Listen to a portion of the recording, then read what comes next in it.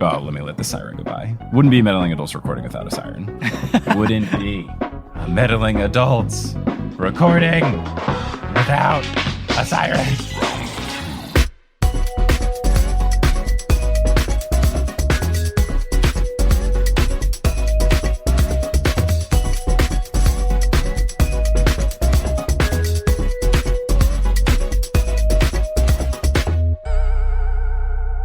Welcome, fellow sleuths, to another episode of Meddling Adults, a very special episode of Meddling Adults. We are in between seasons 2 and 3, and we are here. Oh, what's this? It's a big sack. Oh, it's not my Santa presents. It's a whole bunch of emails because it's Meddling Mailbag Season 2 edition. And again, I am joined by the editor of the show, as well as the human that made our revamped, refurbished, remastered theme song for this season. It's Brandon Grugel. Brandon, how's it going? Hello. I like when people call things very special episodes because it's like we're going to teach the youngins not to take drugs. It's great. Yes. This is going to basically be the Christmas episode since it's coming out in December. So there we go. I think we've nailed it. This is the very special episode. I am excited to also then get nominated for an Emmy for it because I've been watching The West Wing, and that's basically how it goes. Is the Christmas episode they put a lot of work into, and then at least for seasons 1 through 3, the person that the episode is featured about wins the Emmy. So we're gonna win an Emmy for this one. Are we gonna be on The West Wing? Sure, why not? Okay. West Wing 2, the Wester Wing, and it'll be us. The Northwest Wing. It's just the intern's office down the. Oh my God! It's the intern's office. It's like The Office. It's a workplace sitcom. I love it. Yeah, it's just us trying to fill in all the things that don't make sense in the West Wing. Yes. Why did Mandy send out that memo? Why didn't she delete it? So now that we are clearly talking about this charity-based podcast, as we have been for the past few minutes, yes, what we'll be doing in this episode is I asked the listeners to send in various questions about meddling adults and anything regarding the podcast, mysteries, sleuthing in general.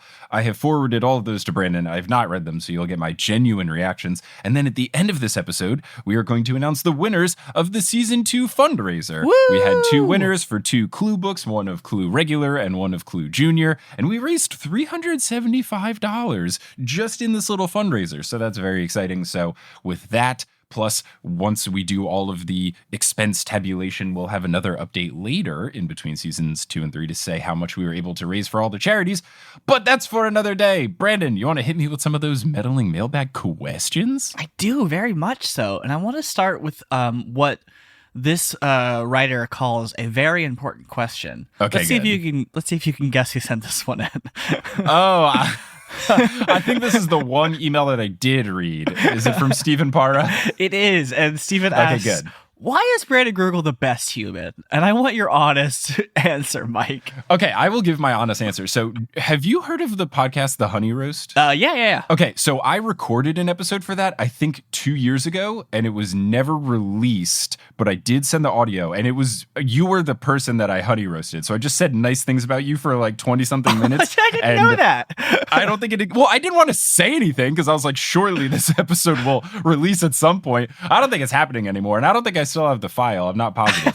But on a very genuine note, I think that you are an incredibly nice human being. I think that you're incredibly selfless. I think that working with you is a joy in terms of anytime I ask you any audio question, you have lots of patience with me. And you're also very good at relaying things and relaying information in a way that I can understand.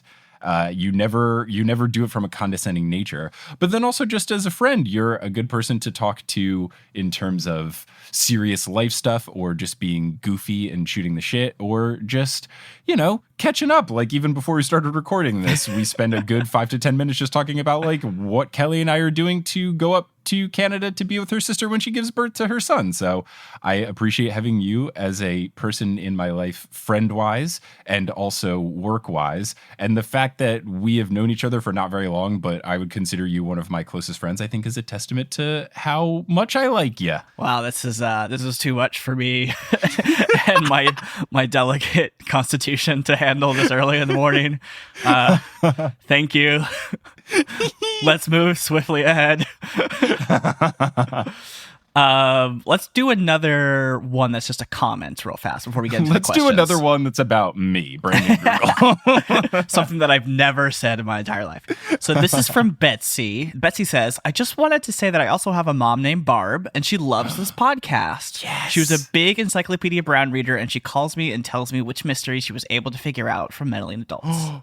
That's the cutest thing. Meddling Adults, bringing families together. That's great. I love that this podcast, by being children's mysteries that are supposed to be for kids, it appeals to anyone that is not a kid or even kids. Like, it's a truly all ages podcast, except for the few times I say potty words. But I like that we can all unify in something. The world is so divisive right now, but at least we can all be united under not being able to solve Encyclopedia Brown mysteries. We can all unite under the fact that Bugs Meany is a jerk. He's so mean. He's so rude. And in the illustrations, he's always wearing a crown, which just feels very pompous of him. Oh, I didn't know that. I'm going to look that up. Yeah, later. I need to post more of the Encyclopedia Brown illustrations. There's many different iterations of them, but I read from the original books and they have these little pencil sketchy type drawings. And Bugs Meany is always wearing what looks like one of those crowns that comes from the British Christmas crackers, like the foldable paper jaggedy crown. It looks like he's wearing one of those. So that's always fun. And then also I have been screenshotting recently because I have very legal PDF copies of the original books on my computer. And I have been screenshotting every time there's a look that Encyclopedia Brown or Sally is wearing that is just like an absolute fit. And they've got some fire clothes. Like, I want to make more Meddling Adults merchandise. And speaking of, you can get Murder or Hornets stickers if you, I think it's bit.ly/meddling merch, but I'll put something on the website. So if you go to meddlingadults.com, you can get a link to this merch as well. That's another way to raise funds. I would love to be able to make fancy crew neck sweaters that just say Idaville across the chest. Because Encyclopedia Brown is wearing those in one of the illustrations. I think at bare minimum, a lot of people were asking for Murder Hornets baseball tees. I think I might make an Idaville baseball tee, like yellow sleeves, white base, and then just Idaville. And it can be both a Murder Hornet and an appreciation for our favorite town in fictional Florida. I love that. No, I would buy that in a heartbeat. Yeah. It's the only good town in Florida. Let's rep the only good town in Florida. You know what you did, Florida. All right. Let's move on to an actual question. This one's from Saul.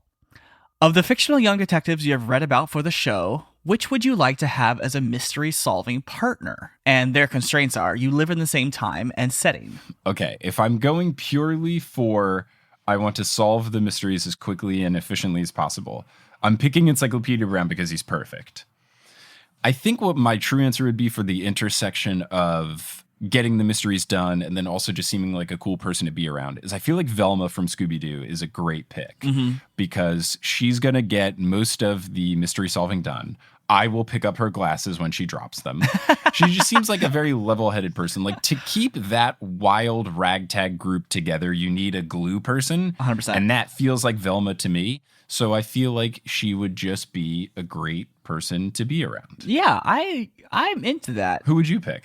I'm trying to imagine, what are the ones that you've done? Encyclopedia Brown, Scooby-Doo. Who else am I missing? Nancy Drew. Cam Cam Jansen, who's got the photogenic memory. Jensen. That'd be fun. Who else? Oh, Mary-Kate and Ashley. Oh, I mean, Mary-Kate and Ashley, 100%. Like,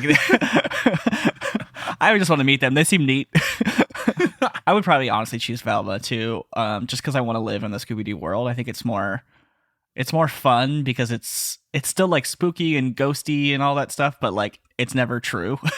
The other thing about it, yes, that is huge. That is huge. But the big advantage of Velma over Encyclopedia Brown is that you don't have to live in Florida. Yes. You don't have to live in the 1960s. And also, Mystery Inc. just has so many connections. They know professors all over the world. They know Kiss. They know the Harlem Globetrotters. They know Simple Plan. Their celebrity Rolodex is just stacked, and I think having an in there is huge. They know the boys from Supernatural. There was a whole Supernatural Scooby-Doo episode. Was there actually? Yeah, genuinely. Wow. There was an episode of Supernatural where the two boys and I think Cass, like they become animated, and so it's a full episode of Scooby-Doo on like the Supernatural feed, for lack of a better word. Yeah, it's real good. Wow. It's called Scooby Natural. Oh, that's very good.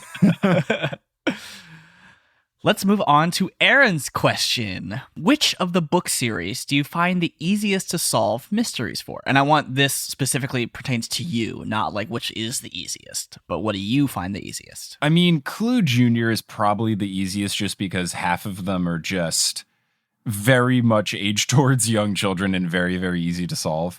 I would say Clue Jr. has the highest rate of me reading a mystery and then not being able to use it because it is so painfully easy. So I think that would be it. The only other thing you could qualify, this wasn't a book, but still one of the series we did, is the Mary-Kate and Ashley stuff was also... I cannot, and I'm glad people enjoyed the episode, but I literally cannot do another episode of the Mary-Kate and Ashley stuff because I watched every single one that exists. And the only 3 that were even close to being hard enough to work for the podcast were in the podcast. So we've run out. Like, half of them are just learning what animals are. There's one where they go to the space station and there's this noise, and these literal rocket scientists can't tell what this repeating noise on the base of the rocket launch is. And it turns out to be a woodpecker. And that's the mystery. Wait, why is there a woodpecker in space? Oh, it's on the ground in Florida where they destroyed an ecosystem to build, the space runway or whatever. So that's one. There's one where you learn what oil is.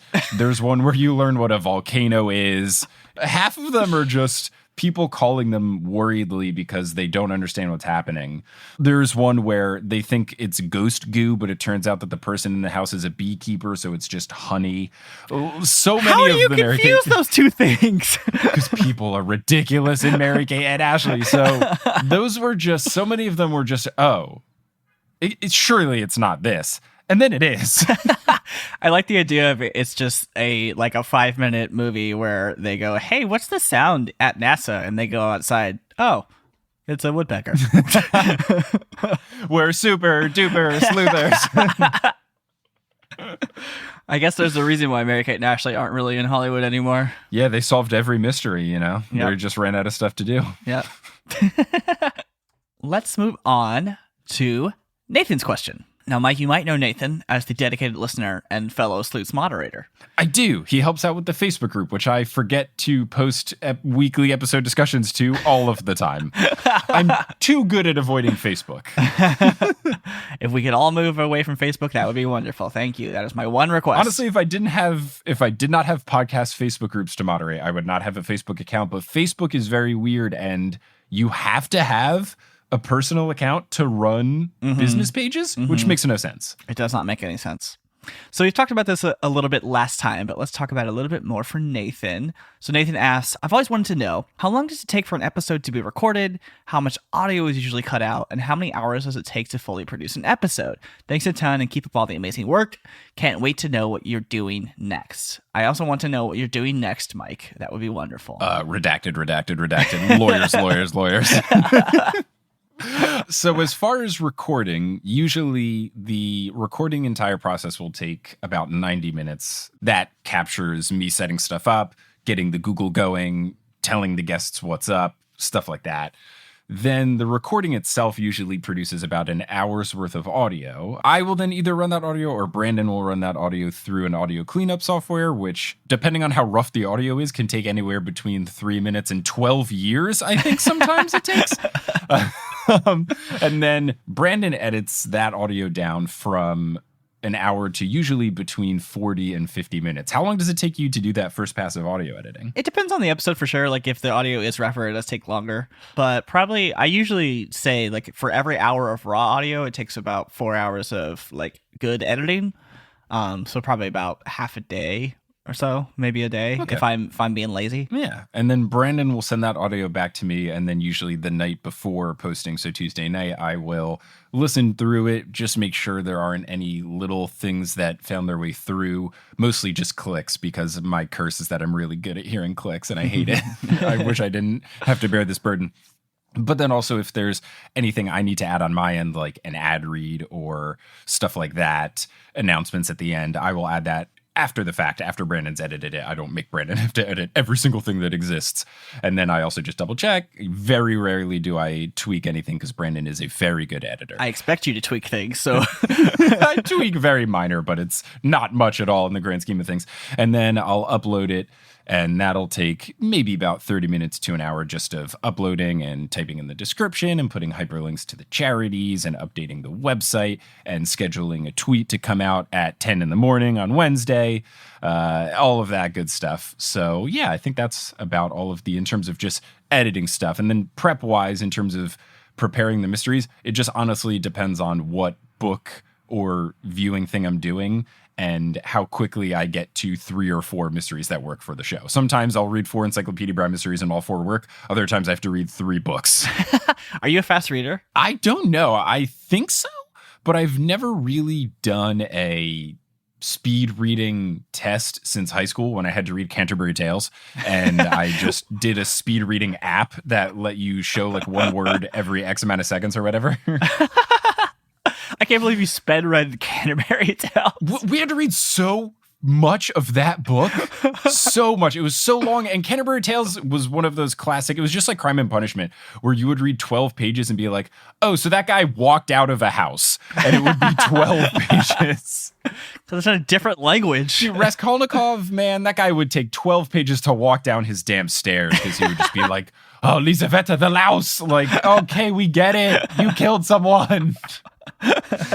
So I don't know really how fast I am, but my general reading process is either reading or watching an episode of Scooby-Doo. I will watch it or read it without taking any notes. Mm-hmm. And then if it works, I'll go back and then read it and take notes along the way because I've been burned too many times by reading it and then taking notes, which makes it take way longer. And then I'll get halfway through the mystery and they'll be like, oh, I know the answer. This is too easy. This isn't going to work. Yeah. So yeah. I usually give stuff 2 passes. And when I watch Scooby-Doo the first time, I watch it on either 1.5x or 2x speed. And that is a much better viewing experience. When you go back to watching Scooby-Doo at 1x, it sounds like Fred's in slow motion. It's ridiculous. I met someone once that said they watch all of their media on like 2 or 3x. That's like bit much. TV, movies, all of it. And I just can't imagine living life that fast, you know? Netflix and other streaming platforms should let you do, like YouTube lets you go either 1.5, 1.25. That kind of stuff is nice. If I could watch even just 1.1, if I could watch West Wing at 1.1 speed and save, whatever it is, 4 minutes, like that would be nice because you're not a 10% speed increase. You're not going to notice anything. Totally. I feel like everything should have that option. If I had to watch a YouTube tutorial on 1.0 speed every time, I would never watch YouTube ever. YouTube tutorials are starting to turn into recipe pages where you try to just like, how do I make pasta sauce? And it'll be like, the tomato was invented in 200 BC by Stephen Tomato. My mother was from the old country. Yeah. When I was a child, my first tomato ever eaten was, I don't care, just tell me to make this sauce. And now YouTube tutorials do the same thing. It's like, hey, in this video, I'm going to teach you how to skip to the end of a Logic Pro X audio file using hotkeys. It's like, yeah, I gathered that from the title of this video. Every YouTube tutorial on something that's audio related should be 12 seconds long. It should just be like, hit Command F, and then that's it. Yep, 100%. We should start that. We should start a channel where it's like, I'm not kidding. We've joked about doing it before, and I think we should do it. Not joking, I would love if me, you, and maybe Eric Schneider, since I don't know if we all work in different platforms, but we should just all make YouTube videos of, hi, here are the things that I learned that I wish I knew earlier when I edit audio. And now here's a YouTube video of me teaching you all of those. That's not a bad idea. I think we do work on I work on Pro Tools, you work on Logic, and Schneider works on Audition, so I think we all do. Okay, cool. So TM, but I think we should actually make this. All right, let's go to a question from Rachel. Of all the characters from the mystery novels you've read so far, Encyclopedia Brown, Scooby-Doo, etc., who do you relate to most? So we know who you want to hang out with, but who do you relate to most? I feel like I would relate to Fred from the Mystery Inc., but not in the worst ways, in particular ones. So first off, I like his style for fashion. Ascot, sweater, good look. I had a friend in high school that actually wore an ascot to like dances and stuff, and it was wild. I don't know that I would go that far, but I appreciate taking fashion risks. Yes. So I'm in favor of Fred doing that. But mainly it's just Fred always has the attitude of, let's just start trying to figure it out and then we'll worry about it later. And that was a big thing. In college, we did one of those. I don't know if you ever did the color personality thing. Yeah. Where it's like blue, green, gold, and orange. But one of the stalwarts of an orange person when you're working in a group setting is that rather than spend the time to try to plan everything out and worry about what exactly is the best solution, you just kind of start doing stuff. Mm-hmm. And then if it doesn't work, you go, okay, well, that didn't work. And then you try something else. And I feel like that's very much me, is rather than waste time on trying to plan, I'm like, let's just go. And we'll find out the hard way if this doesn't work. And that's very much Fred. He's like, let's split up and try to find the person. And it doesn't always work, but neither does my method. No, I mean, yeah, I think taking risks and just putting yourself out there is very important. What's the color where you hate group projects and you just do all the work and then get mad at people for not doing any of the work? That would be green. Green is the one where you're very just like by yourself and you just try to think a whole lot about something before you start it, but it's also the most independent. Gold is the one where you like plan everything meticulously, and blue is you just want to make sure everybody's happy and that's all you care about. Oh, sweet blues. Sweet blues.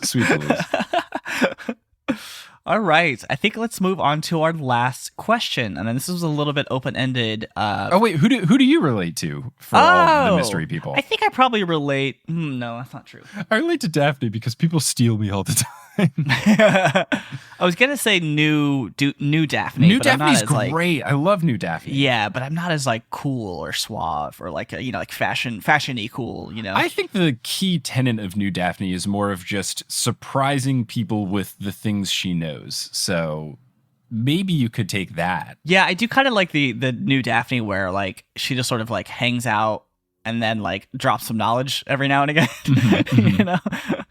But I also just like, I wish I related to like Shaggy and Scooby where they're just like chill and, like hanging out.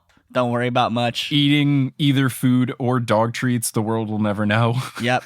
Doesn't matter. It's all the same stuff. I do aspire to have Shaggy's metabolism for my entire life because the amount that guy eats versus how lanky he is, it's impressive. I also just wish I was a dog. That would be great. It'd be great. Dane. So our last question of this episode, and it's going to touch a little bit on the future of the show. So if you want to share anything on that, we can go that way. Yeah. This is from Joe, and Joe says, "Hey Shoobs, have you ever considered doing some sort of second chances season in which you bring back guests from previous seasons to redeem themselves?" So it's funny because Kelly and I, in preparation for the Potterless Survivor-based live show that we're doing at the time of release tomorrow, we were watching some Survivor, and they have a lot of second chance seasons, hero versus villains, fan favorite things. So I am trying to get as many new people into the mix as possible before I get repeat guests in there. But I will say, little nugget sneak peek about season 3. So far, the only episode that I have recorded for season 3 features repeat guest Melissa Anelli because I had someone drop out last minute, and Melissa is a great friend and is very able to hop on a microphone and try to solve children's mysteries on a day and a half's notice.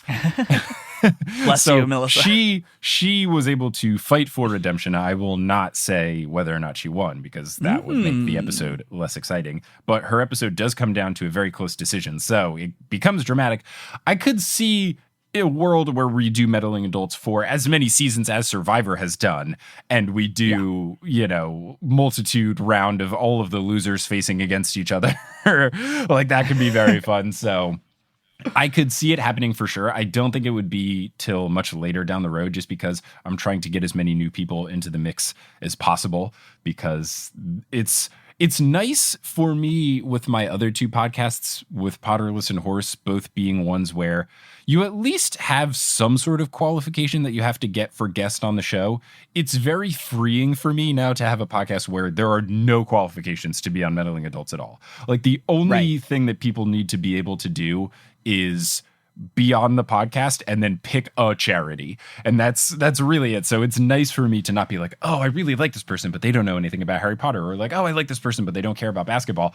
It is so freeing to just be able to get whoever the hell I want on, that I'm trying to get a whole bunch of people into the mix. Yeah, and no spoilers, but there's some good guests coming up in season 3. Yeah, the off-season official mantra that I have had, and I've messaged Brandon about a whole lot, is that this season 3 prep is the shoot your shot season, where I'm sending a lot of emails to people who I don't think will say yes, and so far, 2 of them have.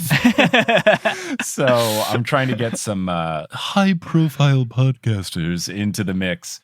I'm excited for the guests to come, and I'm hoping that eventually when season 3 comes around, I can release like a festival poster of all of the people that we were able to snag, which would be great. So I know some people have been messaging like, oh, like the season 3 is not coming back till February, but a major portion of that is I'm trying to get some really cool people on the podcast, and that does take time because usually very cool people are also very busy people. So I'm trying to take a big break. Especially during the holidays and the beginning of the year, yeah. Right. That was the other thing is if we did the similar turnaround to what we did between seasons 1 and 2, we would have been looking at a January release.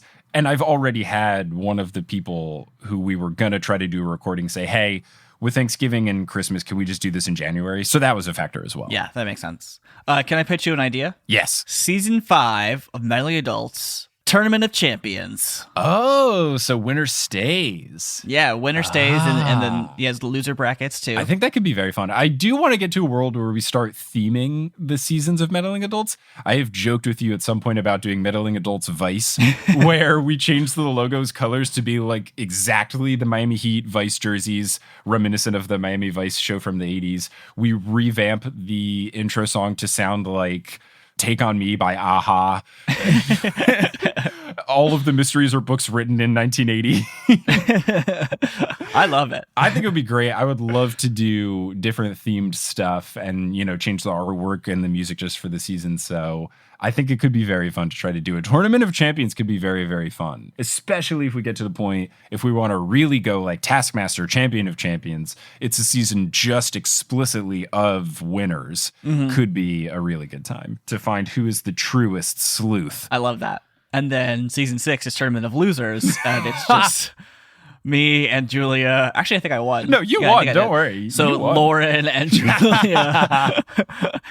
I also think Julia won, so it would have to be Lauren and Eric Schneider. Eric Schneider. Yeah. It could be a very good time. So yeah, themed seasons is definitely in play because much like Survivor, you got to spice stuff up every now and then. I love it.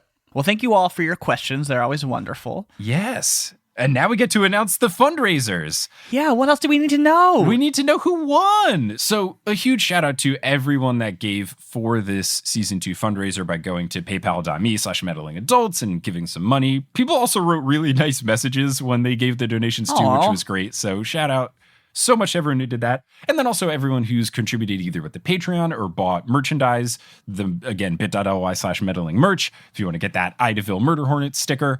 And if you're listening to this way in the future, maybe the t-shirt that we alluded to.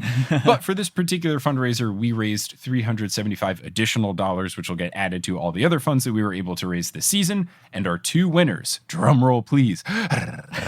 First, we have Martin Gonzalez Jr. He was the winner of the Clue Senior book. Woo! And Robin Garcia was the winner of the Clue Junior book. Woo! So if you are hearing this, Robin and Martin, you can send an email to meddlingadults@gmail.com. If you are not hearing this, I will find your contact information somehow, and I will send you an email asking for your address. And I won't be able to mail those books right away because I will be going up north to Canada to be with Kelly and her sister as her sister gives birth to a small human. Yay! So I won't be able to mail those until I get back in mid-January, but you'll get those books eventually. I will scribble in them and sign them and thank you and all of that. But thanks to everyone so much for contributing, and thanks to everyone for listening, and thank you, Brandon, for putting together the questions and choosing them out and asking them and joining me on this recording. Of course, thank you for having me. It's always fun. I like mail.